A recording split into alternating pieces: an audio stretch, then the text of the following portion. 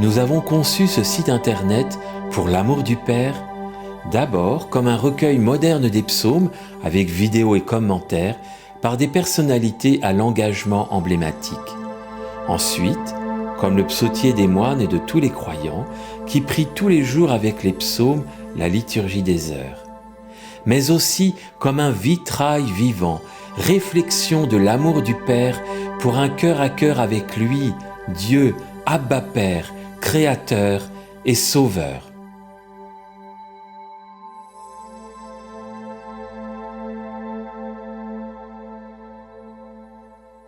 Ô Seigneur, le monde et sa richesse, la terre et tous ses habitants.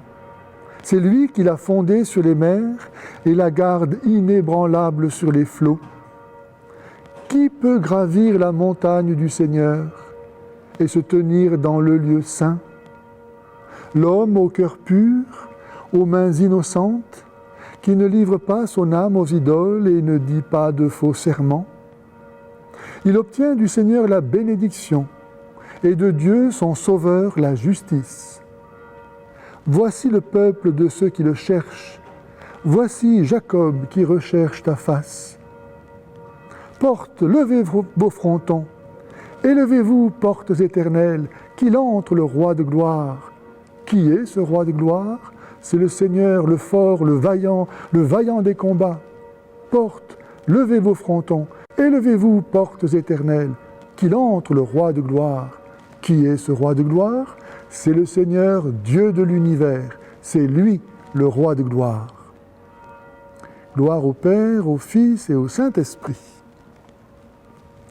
Alors, un petit commentaire de ce psaume pour montrer comment il contient en lui-même toute l'histoire sainte, c'est-à-dire le passage de l'ancienne alliance à la nouvelle. En effet, à un moment donné, le cœur demande qui est le roi de gloire?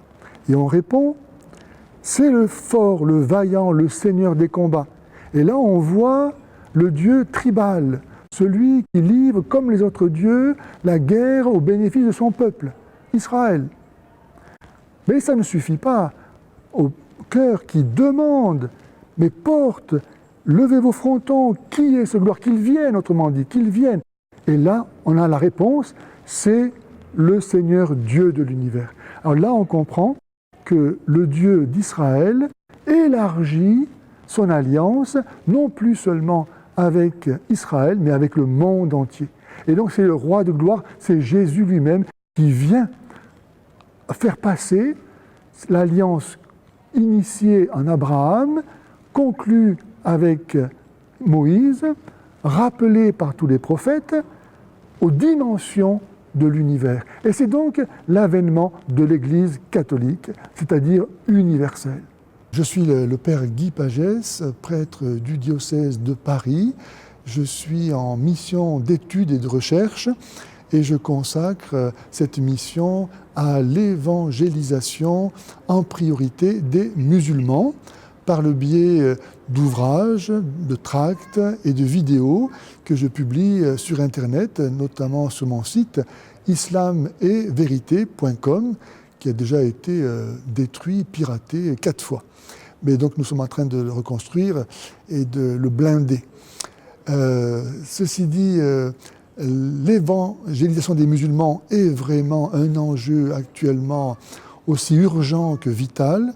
Donc j'invite tout le monde à bien vouloir se former, à la demande même du pape Jean-Paul II, dans son exhortation apostolique Ecclesia in Europa, qui a été publiée en 2003, et dans laquelle, au numéro 57, il dit « Il est nécessaire aux chrétiens qui vivent au contact quotidien des musulmans, et pour qui aujourd'hui n'est-ce pas peu ou prou le cas, de recevoir une formation objective de l'islam. » Et en précisant objective, il laisse entendre que toute connaissance de l'islam n'est pas objective, et Dieu sait si c'est vrai, malheureusement, y compris dans l'Église, afin, dit-il, qu'ils sachent s'y confronter.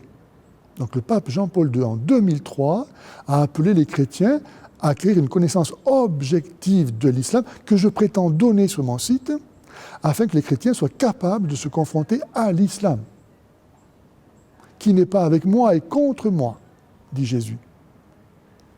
Qui peut venir après le Christ, sinon l'Antichrist ?